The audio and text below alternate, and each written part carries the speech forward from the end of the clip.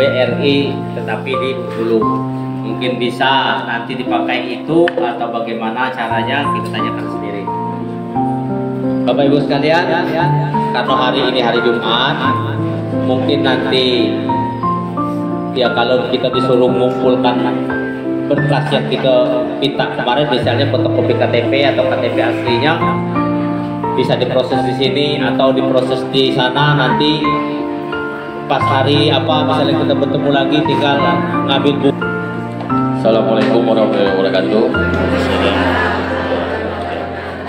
Terima kasih pada Bapak Kepala UPTD atas kesempatannya yang diberikan kepada kami, dan terima kasih pula kepada Bapak Ibu Guru P3K yang telah meluangkan waktunya untuk kami ingin mempermudah karena sebelumnya kami telah melakukan pertemuan ke pihak dinas, mempermudah Bapak Ibu sekalian, karena Bapak Ibu kan mungkin ngajarnya nggak di dekat-dekat sini ya Pak, nggak dekat-dekat ATM atau dekat, pokoknya aksesnya nggak dekat-dekat kota. Ada juga yang di daerah terpencil, ada yang dalam. Jadi kami mempresentasikan kepada pihak dinas bagaimana kalau gaji guru P3K ini diberi aja dengan pertimbangan yang pertama, akses kami luas dibandingkan dengan bank lain. Kami di daerah Seluma itu ada ATM-nya kalau nggak salah satu, ada 6 ATM di Bukit Peninjauan. Walaupun kami sekarang antara Bukit Peninjauan dengan Sukaraja itu sudah berbeda kantor cabang. Jadi Bukit Peninjauan sama Sukaraja sudah termasuk kantor cabang Bengkulu, tapi masih di bawah naungan Kabupaten Seluma. Di Bukit Peninjauan ada 1, Sukaraja ada 1, di Tais itu ada 2, di Tais itu ada 3, CLM 1, ATM 2. Mungkin Bapak Ibu di sini, kalau kemarin di Sindang Alas itu ada guru yang berprofesi sebagai agen briling. Mungkin di sini ada juga Bapak Ibu yang menjadi agen briling. Nah, di sana kan kegunaannya itu cicilan. Nah, di situ kami mengkonsepkan kalau Bapak Ibu lagi, apalagi pas tanggal 1 itu lagi ngajar, mau ngambil uang ke bank jauh, jadi kita ada agen briling, bisa ngambil di sana. Di sana bisa cek saldo, bisa penarikan tunai di agen briling. Jadi kesimpulannya dari pihak dinas, kami mengajukan permohonan untuk pengalihan rekening gaji, itu disetujui dan diedarkan suratnya ke UPTD masing-masing. Nah, itulah keunggulan kami yang kami jual untuk mempermudah Bapak Ibu dalam akses pengambilan gaji.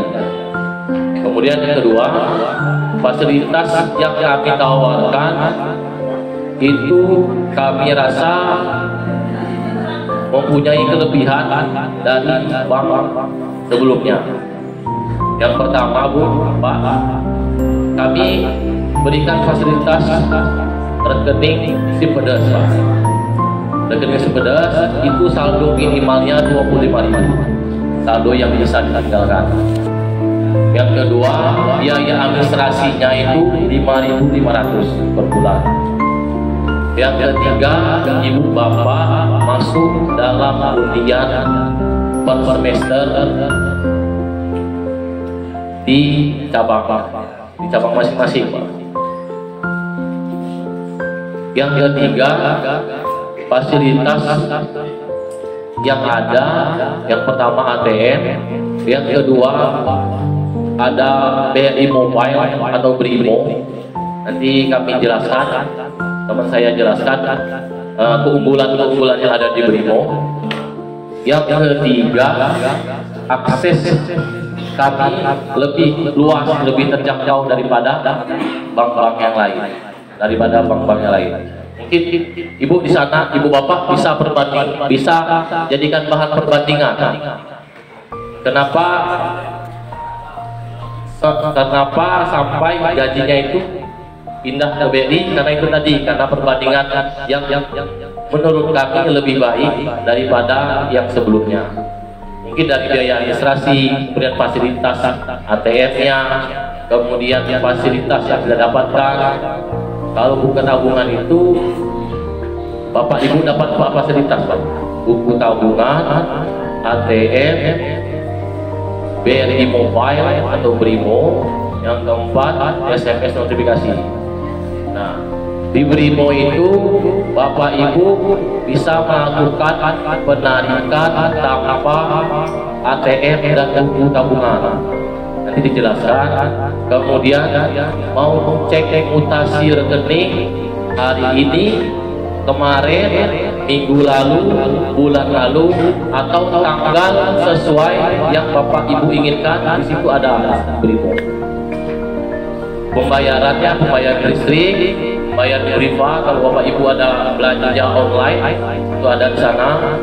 Kemudian pembayaran anak sekolah masuk perguruan tinggi negeri, itu ada di aplikasi BRIMO.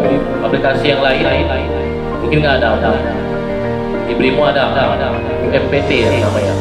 Bayar UMPT itu bayar semester kan UMPT kan, bayar masuk UMPT, bayar pokoknya bayar masalah universitas ada di UMPT itu ada BRIMO. Nah, yang kedua yang banyak dipertanyakan itu masalah pinjaman. Nah, masalah pinjaman yang diberikan. Kalau pinjaman itu kan fasilitas yang kami berikan juga, Bu, setelah gaji Bapak Ibu pindah ke BRI. Karena sudah di kemarin di Semidang Alas juga kayak gitu, banyak nanya. Nah, sekarang cuma kami kasih penjelasan garis besarnya. Kalau masalah pinjaman itu 75% dari gaji TOP, gaji yang masuk itu di luar sesudah potongan. Misalkan ada sumbangan atau potongan wajib ya, biasanya ada. Nah, di luar itu 75% dari itu, dari gaji yang Bapak Ibu terima. Nah, kalau sekarang kan gaji dari Bapak Ibu terima itu kan berbeda-beda, antara satu dengan yang lainnya. Kemudian yang kedua itu ada rekomendasi atasan, dinas terkait masalah pinjaman. Yang ketiga itu besar kecilnya pinjaman. Yang keempat jangka waktu sesuai dengan kontrak. Karena Ibu kan dari kementeriannya kontraknya 5 tahun, tapi dievaluasi setiap tahun kedinasan. Nah, itu masalah kontraknya. Kemudian yang kelima, kalau di aturan perbankan itu ada MOU kedua, masalah pinjaman. Ada kesepakatan antara BRI dengan dinas. Dan jangan khawatir apabila gaji Bapak Ibu sudah pindah di BRI, itu kemungkinan besar bisa dilayani pinjamannya. Ya, kami juga melayani pinjamannya. Nah, yang terakhir masalah rekening tadi, karena MOU dari dinas dengan BRI Universitas Tais, jadi Bapak Ibu yang sudah ada tabungannya di BRI unit lain itu wajib buka di BRI Universitas Tais. Itu aja Bu dari saya. Mungkin ada tambahan dari teman saya. Jadi Pak Bu ya, biar sekalian kami jelaskan ya. Mungkin teman-teman ada yang kesana ke Bapak Ibunya, saya jelaskan sedikit tentang Brimo ya, tentang aplikasi Brimo. Nah, ini salah satu fasilitas yang Bapak Ibu dapatkan nanti di Brimo. Di Brimo ini, kalau loginnya Bu pakai sidik jari aja Bu sekarang Bu. Sedangkan BRI yang lainnya ada di sekeliling kami. Contoh kami tinggal di wilayah Petedes Tiraja, kami ada BRI di sini. Jadi kenapa harus ke sana? Sedangkan induk BRI itu kan satu. Itu pertanyaan kami yang pertama. Dan yang kedua, keluhan dari kawan-kawan ini sebelumnya, baik itu tahap pertama ataupun tahap kedua, kami di sini mengharapkan bank-bank yang mau menanggulangi untuk peminjaman bagi kami. Itu intinya. Kalau masalah Bank BRI, Bank BPD itu tidak masalah. Yang menjadi masalah ini ada keluhan dari rekan-rekan yang mau pinjam dengan kemudahan cara pembayarannya melalui gaji P3K kami dan tidak banyak hambatan dan yang lainnya. Itu saja. Jadi harapan kami, kalau BRI mau mengambil alih gaji P3K, kami menginginkan kemudahan bagi kami. Jadi keuntungannya diharapkan lebih dari bank yang sebelumnya. Itu aja. Assalamualaikum warahmatullahi wabarakatuh. Kawan, untuk pinjaman itu sesuai dengan SPK apa kontraknya. Nah sebenarnya kalau dari saya tangkap tadi dari cerita dari Bapak, dari rekan-rekan BRI, kami sebenarnya dari Bapak tadi wajib, tapi yang namanya wajib mungkin Pak Arjo lebih mengerti karena dia ustadz. Kalau wajib berarti kan dia tidak bisa ditinggalkan kan? Apalagi kalau kecuali sunnah.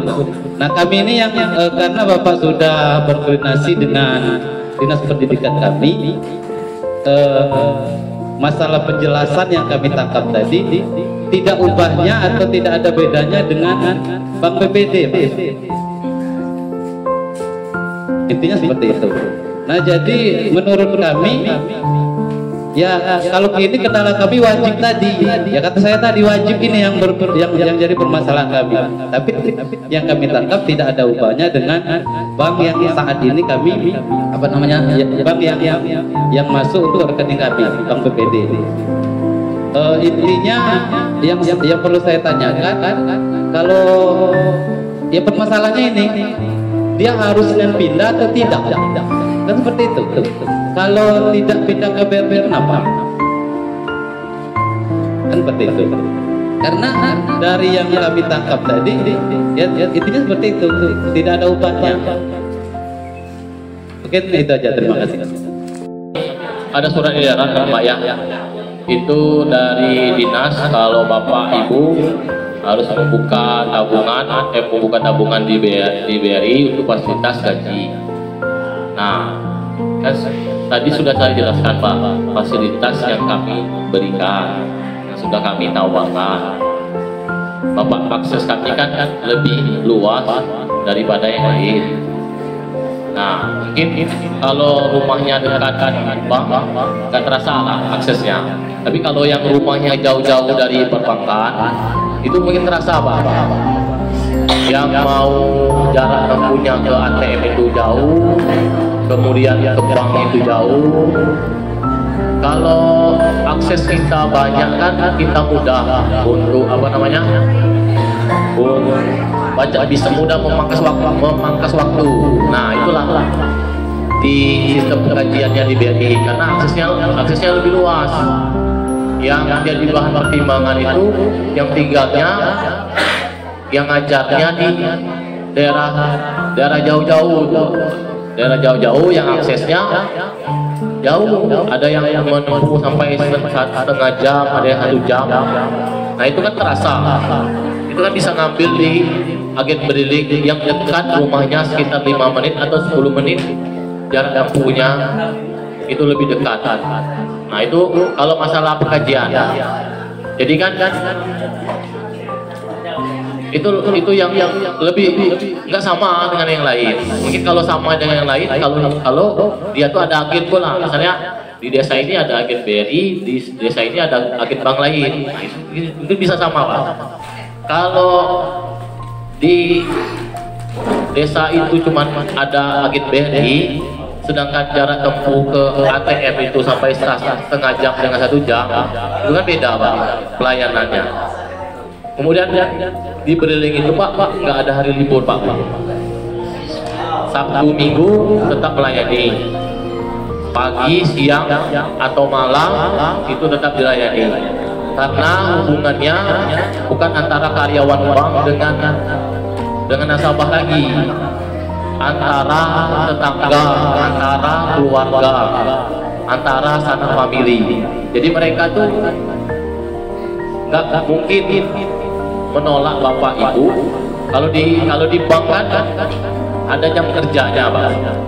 Sempat kami obrolkan juga, karena di sini kan kami kan kemarin kan ngobrol juga dengan pihak dinas.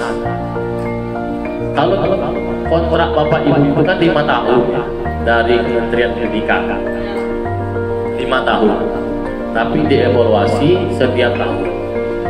Nah, kami tidak terangkan evaluasi itu sistemnya bagaimana, dijelaskan. Sama kayak pegawai negeri. Apabila bapak ibu nggak masuk atau mangkir lah istilahnya, mangkir itu kan evaluasi bisa diajukan penggusuran kontrak. Nah, tapi kan kita ini kan menjaga keprofesionalan diri kan. Jadi apa istilahnya itu privasi kita di situ kan Pak. Nah, di situ kan kemungkinan bapak ibu itu diputuskan kontrak itu kecil kalau nggak bertingkah karena pihak dinas. Nah itu kan jadi pertimbangan kami. Makanya nanti kan ada pengajuan itu surat rekomendasi atasan. Kalau atasan itu kan merekomendasikan bapak ibu ya. Berarti dia itu sudah paham bapak ibu sekalian mau pinjam sekian, sudah paham kan karakternya kan. Makanya ada surat rekomendasi atasan. Nah dari pihak bendahara juga nanti penyelesaian juga. Tapi kan ada konsultasi dengan pihak dinas terkait, ke bendahara harus ada surat rekomendasi atasan. Nah di situ Pak bisa kita layani pinjamannya. Nah kalau gambaran masalah masalah kontrak tadi sudah kami sampaikan ke atasan kami dan sama-sama ngobrol Pak masalah perpanjangan kontrak. Jadi kalau atasan itu kan merekomendasikan kayak gini Pak. Bapak saya misalkan saya mau mengajukan pinjaman. Nah, tapi perilaku saya buruk sama dinilai buruk sama atasan. Mungkin atasan saya nggak rekomendasi saya untuk mengajukan pinjaman, itu masalah. Nah, itulah gunanya untuk rekomendasi atasan tadi. Itu kan dijadikan bahan pertimbangan. Dan itu sebagai acuan pengajuannya bapak ibu sekalian. Kayak gitu. BKSDM dia nanyakan harus atau tidak, tapi jawabannya seperti dinas itu hanya merujuk surat permohonan BRI. Jadi dari UPT Rizkaraja itu kan yang ngurus gaji kami UPT Rizkaraja. Jadi ada masalah nggak kalau misalnya kami nggak pindah, atau ada masalah nggak kalau kita pakai BRI yang lama, yang bukan pasar tais gitu. Mengajukan permohonan dan ditanggapi Pak dengan pihak dinas. Kalau nggak ditanggapi, nggak diteruskan suratnya ke UPTD masing-masing. Masalah pemindahan gaji. Jadi kalau sudah diteruskan itu kan berarti secara langsung kan setuju pihak dinasnya. Karena fasilitas yang kami tawarkan itu kan mempermudah bapak ibu juga dalam proses pengambilan gaji. Nah di situ mungkin yang di sini kan nggak terasa kalau di daerah Rizkaraja kan. Yang di daerah yang jauh dari ATM, Nah, jadi kalau jadi proses itu kan sekarang kan sudah berlanjut ke tahap sosialisasi sekarang kan Bu. Nah, kalau sudah tahap sosialisasi berarti itu sudah disetujui Bang sekalian. Jadi itu harus BRI ini Tais. Iya Bu, karena kan Kalau Pak kalau memang BRI Tais memfasilitasi, ada baiknya Pak kalau buka rekening itu langsung di kantor ini aja. Dikarenakan orang-orang ini pada kerja, jadi dia meninggalkan tempat kerjanya kalau seandainya ini. Kalau fasilitas. Oke, terima kasih. Ya, kalau seandainya BRI mau minta kumpulkan KTP atau apa nama orang tua, nanti saya bisa koordinasi dengan ibu-ibu dengan bapak di sini. Mungkin siap. Jadi gimana kalau BRI siap di sini memfasilitasinya? Jemput Pak.